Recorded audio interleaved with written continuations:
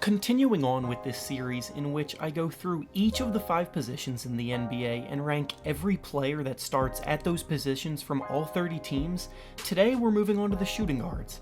I ranked the point guards last time, so if you want to take a look at those rankings, the video will be linked in the description. Again, this isn't just a list ranking shooting guards, but instead ranking the players that start at the shooting guard position, if that makes sense. Before we start though, make sure to subscribe to the channel as all support is very much appreciated. Now with that being said, let's begin. Starting at the bottom and working our way to the top, the worst starting shooting guard in the league coming in at number 30 is Dillon Brooks of the Memphis Grizzlies. Brooks has overperformed immensely so far in his career after being picked in the middle of the second round in 2017. He's a nice young player, and by no means does this ranking mean I think he's bad, but amongst the rest of the players that start at the position, he's on the bottom. At number 29, we have Norman Powell of the Toronto Raptors. The Raptors lost 2 major contributors this offseason in Danny Green and Kawhi Leonard, so some spots in the lineup opened up, and Powell will likely step into this spot. He didn't have a major role last year off the bench, but now is his time to step his game up and be relied on to produce more. At number 28, we have Kevin Huerter of the Atlanta Hawks. After 1 season in the NBA, Huerter really impressed me a lot for a young player without much hype coming out of college. He's a really good shooter and will be a nice complementary piece for a while as this young Atlanta team grows together. At number 27, we have Luke Kennard of the Detroit Pistons. Kennard is also a very good shooter for a young player, and he needs to develop the other parts of his game so that he can contribute on a consistent basis in more ways than one. At number 26, we have Nicolas Batum of the Charlotte Hornets. Batum used to be one of the most reliable all-around wing players in the league back in his prime, but at this point, he's fairly washed up with one of the worst contracts in the league. At number 25, we have Wes Matthews of the Milwaukee Bucks. He stretches the floor well with his shooting and will provide good spacing for Giannis on the court, but he too is on the decline in his career and struggles with efficiency.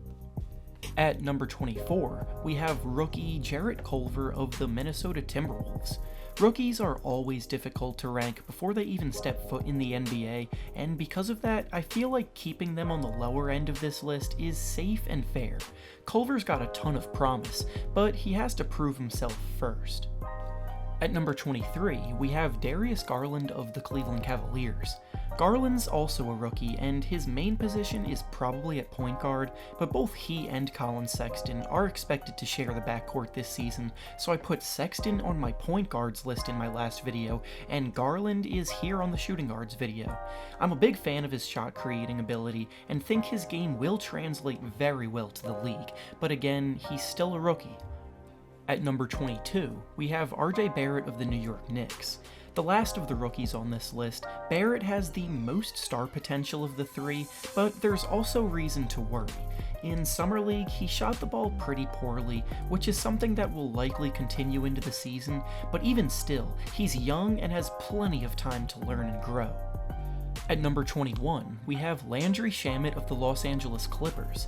Shamet was one of the biggest surprises from last year's rookie class, as he proved to be one of the most reliable shooters in the whole league immediately, and wasn't afraid of any big moments. His confidence is through the roof, and he's only going to keep getting better and better. At number 20, we have Joe Harris of the Brooklyn Nets. Harris really emerged in a big way last year, and he shot the ball at a historically great rate all year long from 3. He led the league in three-point percentage at 47% and even won the three-point competition, so it's no fluke. At number 19, we have Evan Fournier of the Orlando Magic. Year after year, Fournier puts up pretty good numbers, scores the ball well, and does a good enough job as a go-to scorer for Orlando. He's not bad, but not great, just pretty mediocre and in the middle of the pack. At number 18, we have Derrick White of the San Antonio Spurs. Derrick White last year, especially in the playoffs, showed that he was ready to take on a big role with the team and produce at a high level on both ends. In the playoffs, he averaged 15 points on 55% shooting while playing terrific defense, and the Spurs once again showed the fact that despite drafting near the end of the first round year after year, they can always find high-level talent. At number 17, we have Shai Gilgeous-Alexander of the Oklahoma City Thunder. SGA has a bright future in this league, and now being on a rebuilding OKC team, he will have even more freedom to play his game and get better. He's crafty, strong, and quick, and is pretty good all around in many different areas of the game. At number 16, we have Danny Green of the Los Angeles Lakers.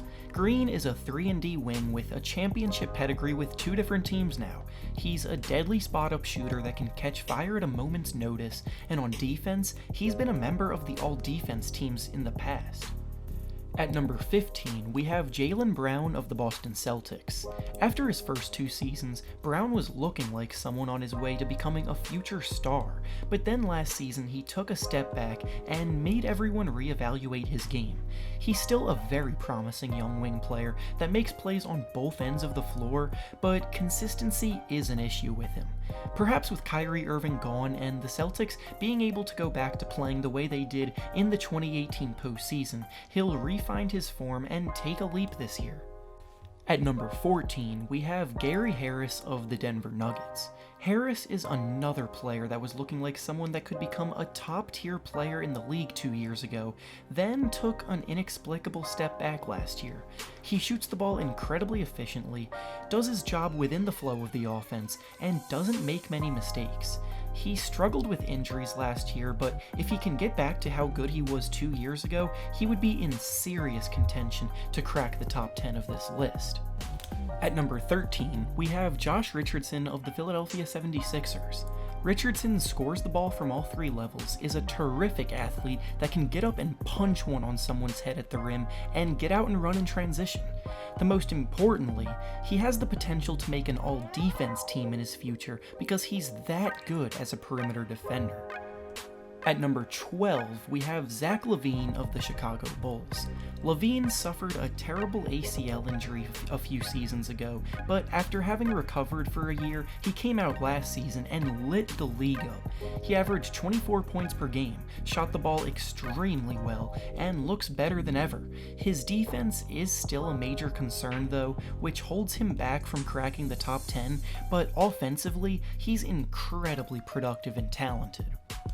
At number 11, we have Buddy Hield of the Sacramento Kings. Since Hield got traded to the Kings, he's been one of the best three-point shooters on a high volume of attempts. He took 8 threes per game last season and made 43% of them, which is phenomenal, and his overall offensive game is coming along as well, to the point where he scored 21 points per game last year. Now moving into the top 10, starting us off at number 10, we have Luka Doncic of the Dallas Mavericks. Doncic lit the league up last season and showed off such an advanced skill set, especially for someone so young as a rookie. I have no doubt in my mind that he's a future star in this league, and the Mavs found someone to build around moving forward. Next up at number 9, we have Devin Booker of the Phoenix Suns. Booker has put up historic scoring numbers for someone his age, but unfortunately, because of the situation he's in, there's a level of skepticism around it. The Suns have been one of the worst teams in the league year in and year out with him on the team, and I'm definitely not saying it's his fault because he's had a pretty bad set of teammates, but until he starts to play in some meaningful games, this is as high as I feel like I can put him. Next, at number 8, we have Donovan Mitchell of the Utah Jazz. Mitchell has the ultimate green light in Utah, almost to a fault, and in the postseason sometimes it was to a fault. He's shown that he's tough for anyone to stop when he finds his groove, and that confidence he has to pull up from anywhere on the floor.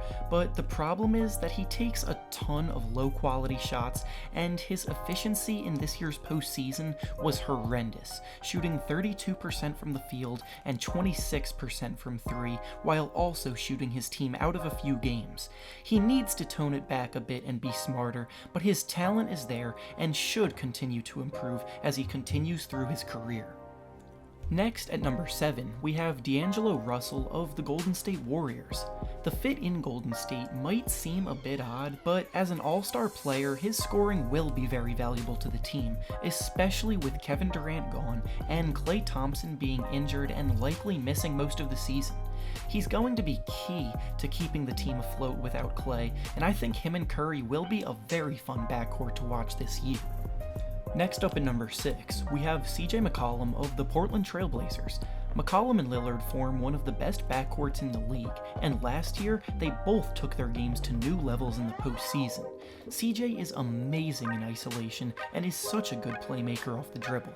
Your play in the postseason is what is most important, and while Dame got most of the attention, CJ was oftentimes just as good. Now, to start off the top 5, we have Jrue Holiday of the New Orleans Pelicans. Within the entire drama regarding Anthony Davis last season, the player that got screwed over the most was probably Jrue. He's good for an efficient 21 points and 8 assists per game, while also being one of the very best perimeter defenders in the league, and 2 years ago completely locked up Lillard in the playoffs. With Anthony Davis giving up on the team last year, they struggled, but that doesn't change the fact that Holiday is one of the best two-way guards in the whole league. Next, at number 4, is Brad Beal of the Washington Wizards. Like McCollum, Beal has for a long time been the sidekick of point guard John Wall, but with Wall sidelined for most of the year, Beal really flourished as the man on the team. Unfortunately, the Wizards are a bit lost as an organization at the moment, and without little hope to contend for postseason basketball, so Beal is stuck, but that doesn't change just how good he is as a player. Next up at number 3, we have Jimmy Butler of the Miami Heat. Butler coasted through most of the regular season last year, but in the playoffs he showed what he was capable of. He's one of the best closers in the league, can take and make tough shots when he needs to, and can take over a game while also playing great defense. At number 2 on this list, we have Victor Oladipo of the Indiana Pacers. Oladipo's ascension to the top has been awesome to watch, and he's really become a perfect franchise player.